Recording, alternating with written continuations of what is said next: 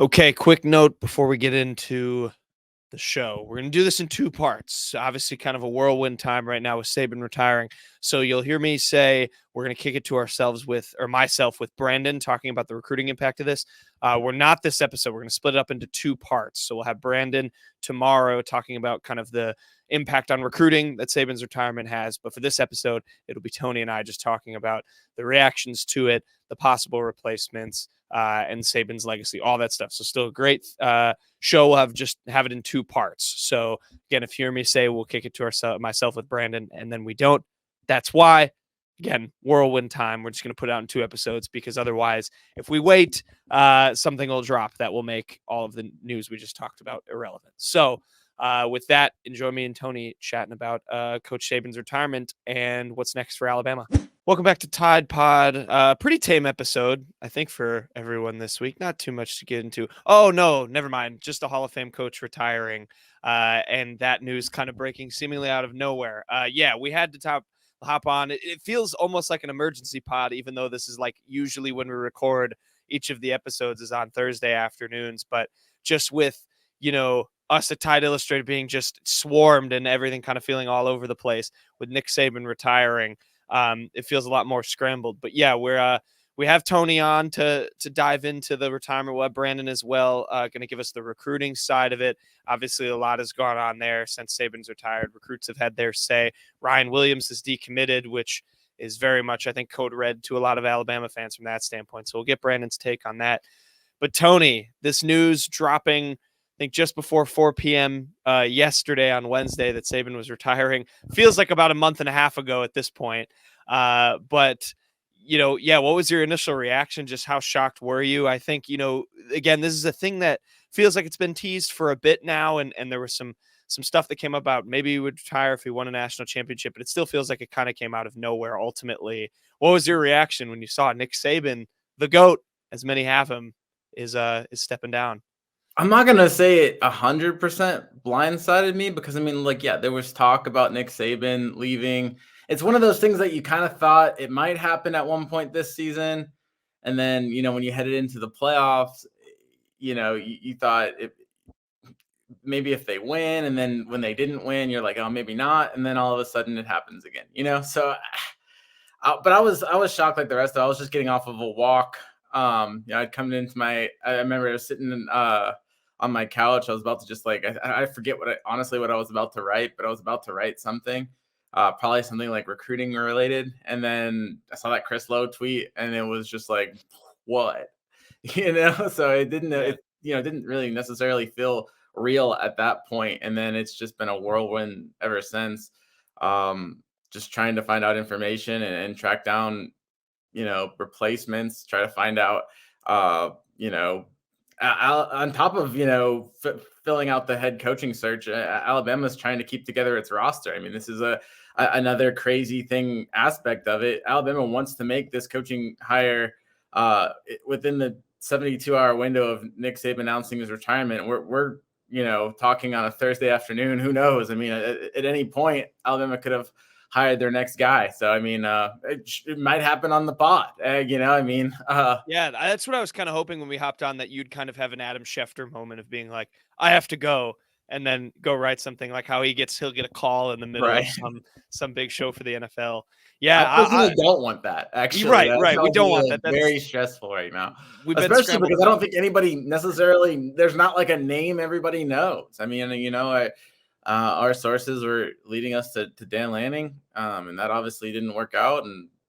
so I think it's kind of almost back to the drawing board. I know there's a few candidates out there, but I think this is a classic case of, Greg Byrne being a ninja, kind of being living up to his nickname, and kind of swooping in to hopefully for Alabama's sake make a hire pretty soon. They definitely need to wrap this up in a timely manner because roster retention will be so important. You mentioned Ryan Williams already leaving.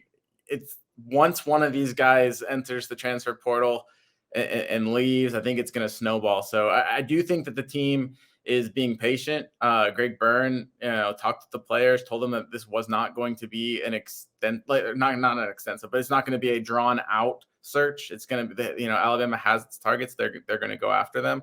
They hope to get it wrapped up. And he basically pleaded with the, players to be patient and to kind of, hang tight, I think was the terminology that was told to me.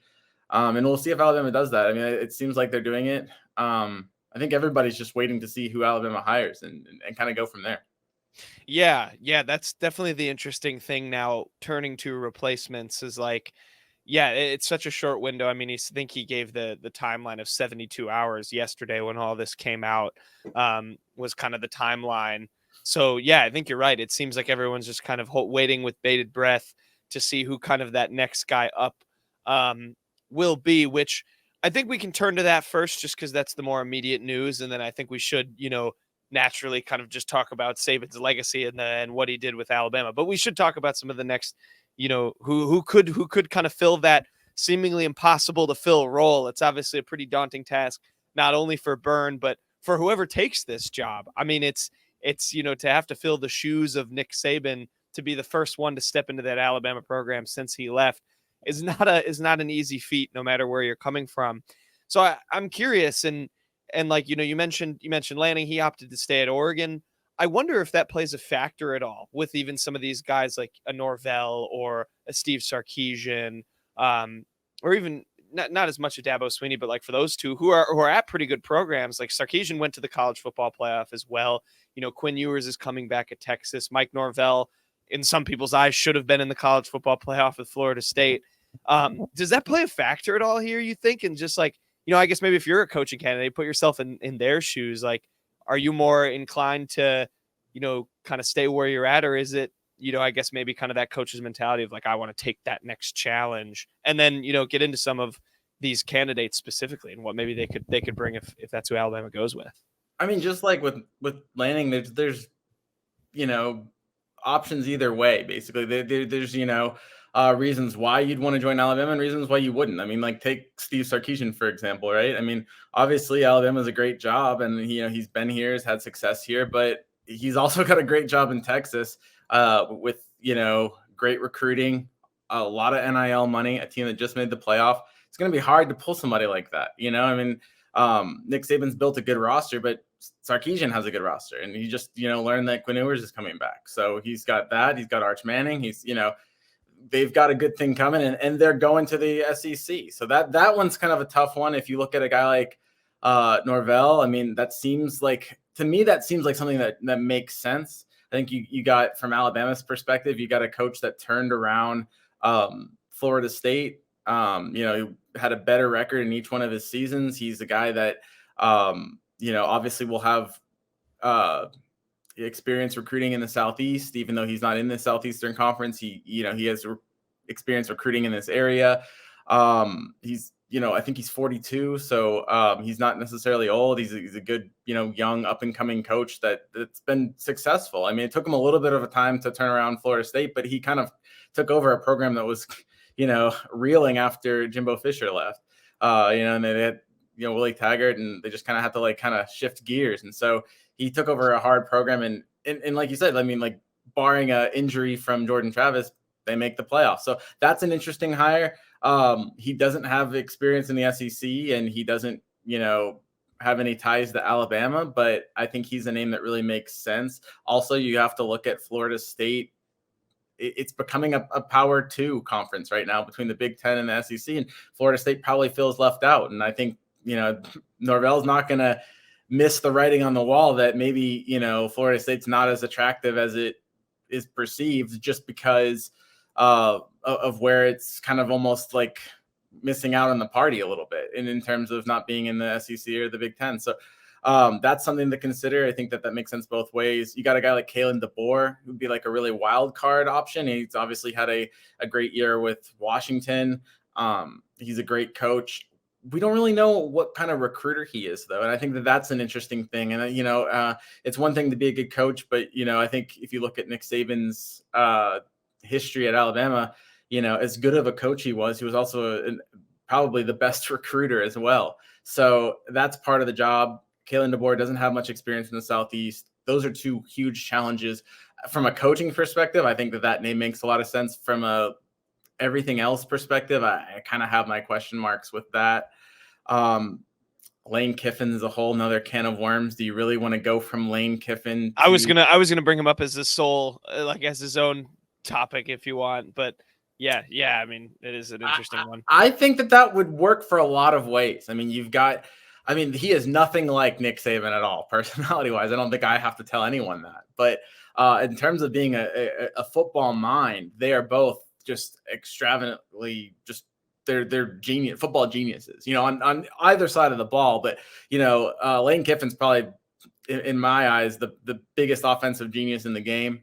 And he's a recruiter. He knows the transfer portal. He's a coach that, would take you into this new age of college football.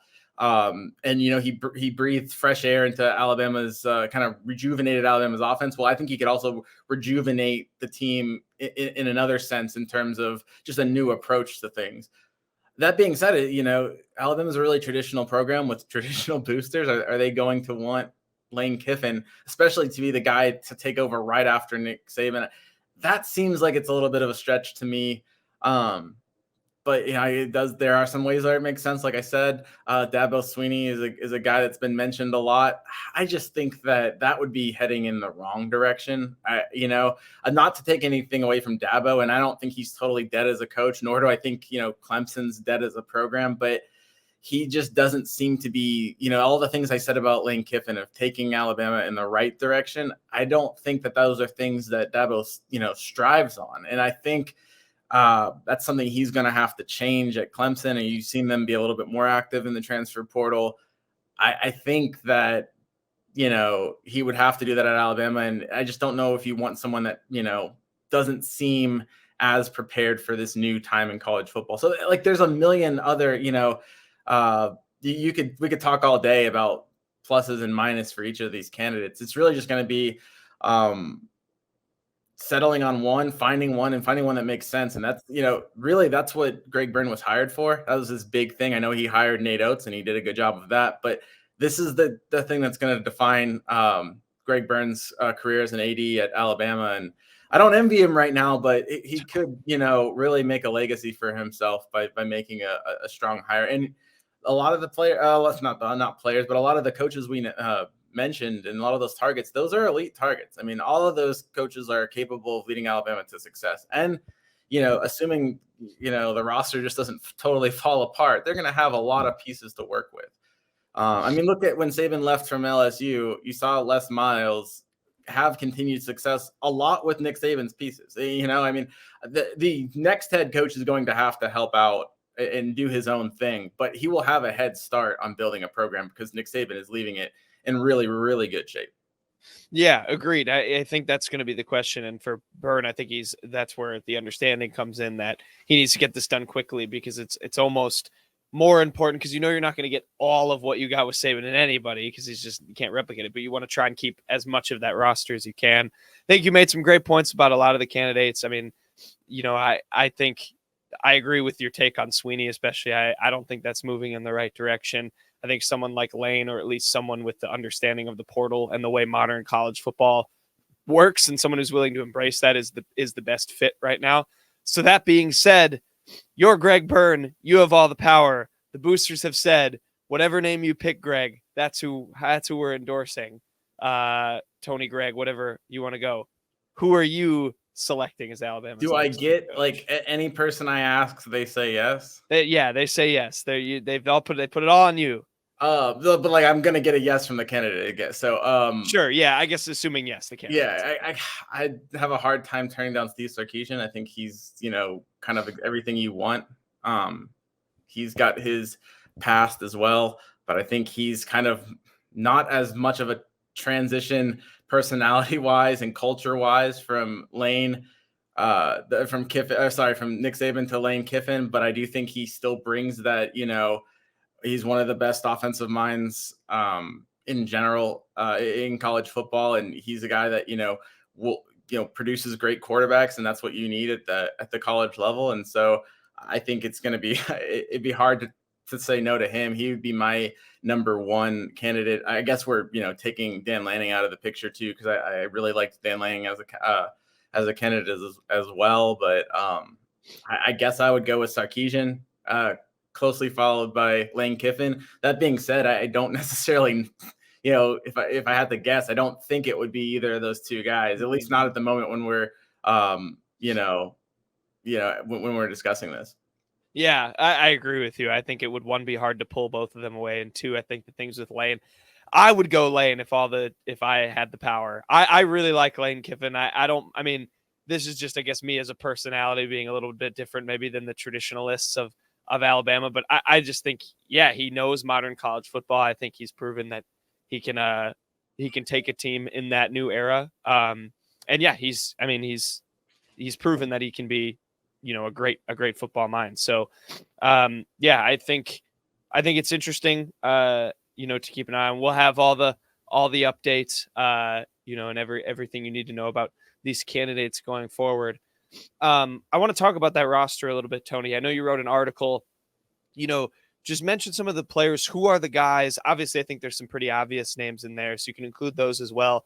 But who are some guys, not only the heavy hitters on this Alabama roster that would be, absolutely backbreaking to lose, but maybe some underrated pieces, whether it's upcoming recruits, maybe 5 stars from this last class that didn't play that much this season, guys that, would really be a detriment if this team, or if they decide to transfer in the wake of Saban. Well, all the big ones are going to be the ones you'd kind of expect. But I think, for me, that the biggest one is Caleb Downs, because he's going to hurt for multiple reasons. I think he's, one of the most talented guys on the roster. He's going to be probably Alabama's best defender next year, and you get him another year after that. So he's probably Alabama's best defender the next 2 years. He's a guy that can totally lead the defense. I think he, if he continues at this rate, he's going to be the best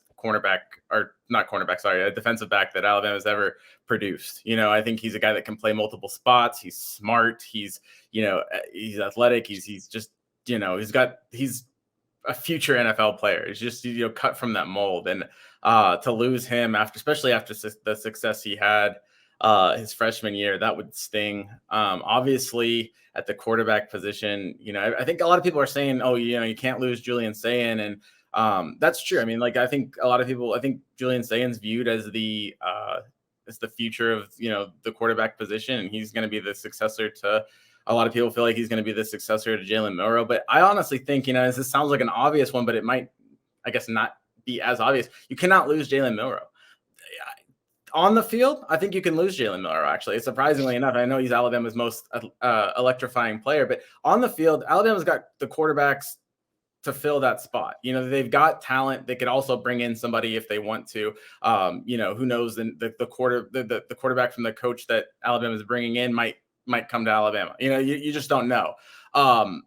But in terms of, keeping the roster together, you get a guy like Jalen Milroe leaving, and all of a sudden, he's a team captain. He's a big voice in the locker room. If he starts panicking and leaves, it could really snowball. And that's the thing Alabama can't have, is just an absolute snowball of, players just jumping in the portal, and then, whoever comes in as head coach is going to have to try to recruit them back, or it's going to be a mess. So Alabama, that's probably the thing that they're the most worried about. Or, obviously you got to get the hire, right? You can't rush it, but there is a clock definitely. And I think players like Jalen Milroe can galvanize that. They can galvanize the team in order to get them to stay, and wait this out. And that's going to be a huge role for them. So I think, Jalen Milroe's another big name. I think some of the obviously ones too, if you go just leadership, Deontay Lawson at the linebacker position, probably only have him for one more year, just like you might only have Jalen Milroe for one more year. But he's going to be a leader on next year's team. He's a guy that probably will influence other players to stay. So that's what you're kind of looking for, is, leaders and people that you can really build a program around. Yeah, agreed. I mean, it's going to be interesting to see who they can hang on to. And it seems like that Byrne understands that some of these older players can maybe galvanize this team and be the ones to kind of, lead the charge in keeping them around, at least until a new coach comes in, and then you can make that decision for yourself once you meet them and go from there. So yeah, a lot to keep an eye on going forward. A little bit of breaking news on the pod, Jack. Oh, yeah? Terrence Ferguson is headed to Florida State. Now, the only reason why I bring that up is, what if Norvell comes to Alabama? Does Terrence Ferguson decide, Aha. hey, I'm going to come back? I don't know. Yeah. You know, like, Yeah, that's a good point. That's a good point. The offensive lineman. There's been a couple. Did someone else join Florida State, or am I missing? I might be or a missing. little, yeah. Or a little. Yeah, that's right. So I So mean, yeah, maybe that opens up a whole new door. Is like what happens with the obviously Alabama is going to be replacing Nick Saban with a current head coach. What right, happens with that coach's players, and how right. many of those players transfer to Alabama? And the coordinators too. One thing we haven't talked about is another, I guess, maybe potential loser in this is Tommy Rees, who Mhm. built up a lot of momentum as Saban's offensive coordinator, and then now kind of faces an uncertainty because if you're a head coach and you really like your offensive coordinator, there's a good chance you're going to want to bring him in and use your guy. And maybe the incoming head coach will see Tommy Rees and be like, yeah, I want to keep that guy. But that's not necessarily nailed on to be the case. So it's just kind of an interesting thing to watch as well. It's not just the head coach. These things will spiral. They want to bring in their own guys, and I think you're going to see a lot of turnover on the staff as well. Yeah, that's a great point. And of course, this is a team that's still looking to fill their DC role as well. So it's there's a lot of topsy turviness to it in terms of who they go with. You did raise a question though. Some of these Alabama players who have transferred out to schools that maybe not necessarily a Florida State, isn't a good example because if Norvell comes in, but someone who transferred to a school where they're not looking to hire their coach, do they maybe make some calls and reach out and say, hey, there's spots over here, come join whatever team? I think like an Isaiah Hastings at Missouri who just went there. Does he reach out and say, hey, if Saban's not here anymore, maybe you bring some reinforcements in? You're right. I think it's just kind of a waiting game.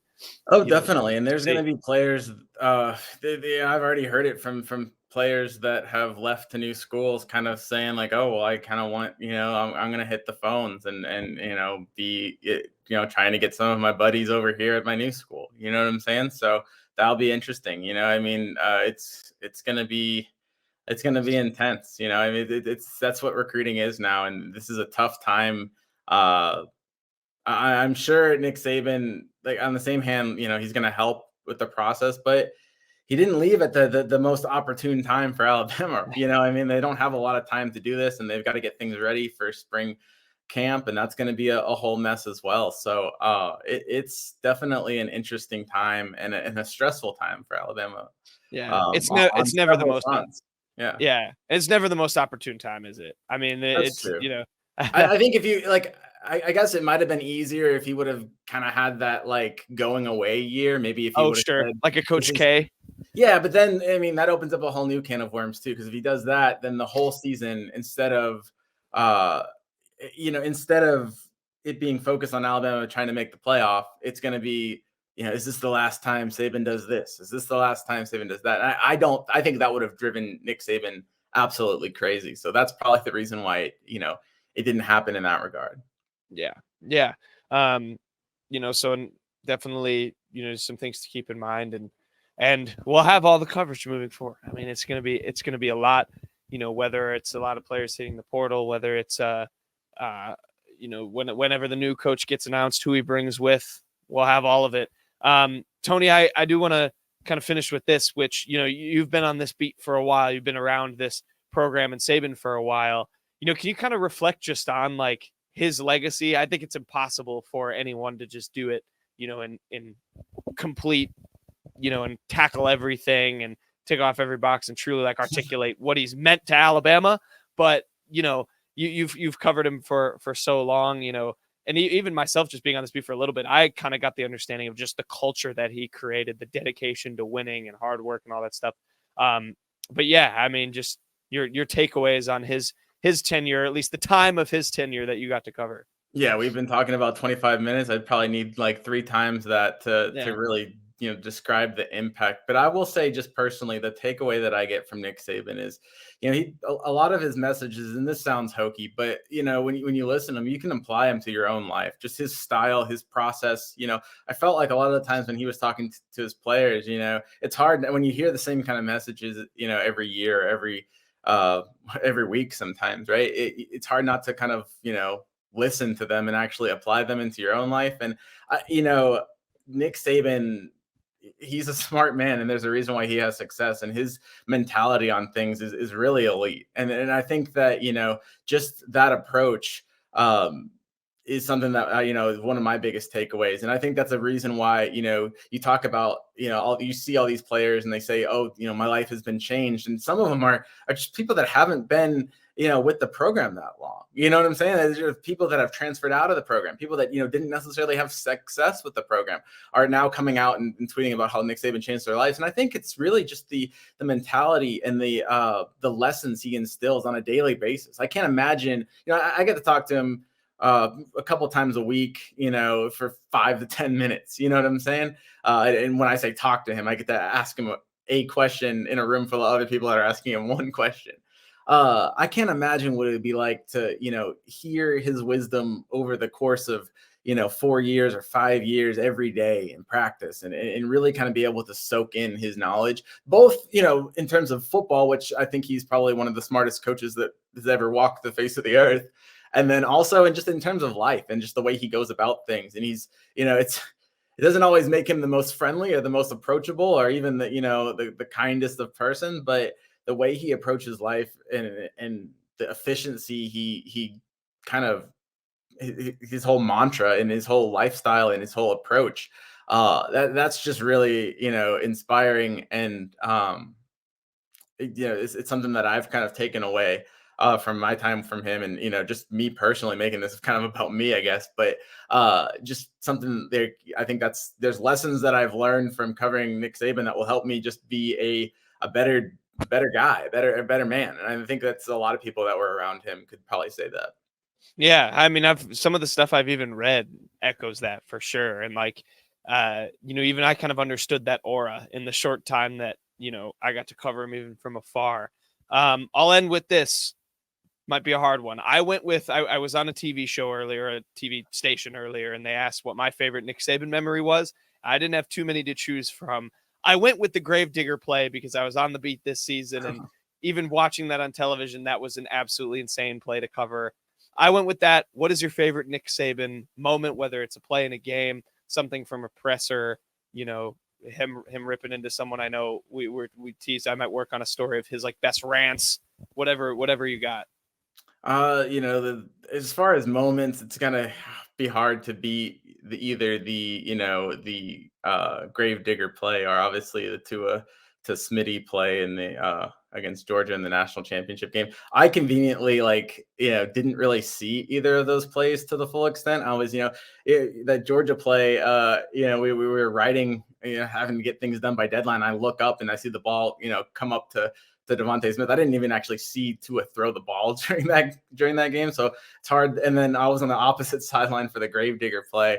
I think Saban can be, a funny guy sometimes. I've been on the end of a lot of his rants, and that's not always fun. But there are some moments where I think he's been kind of funny.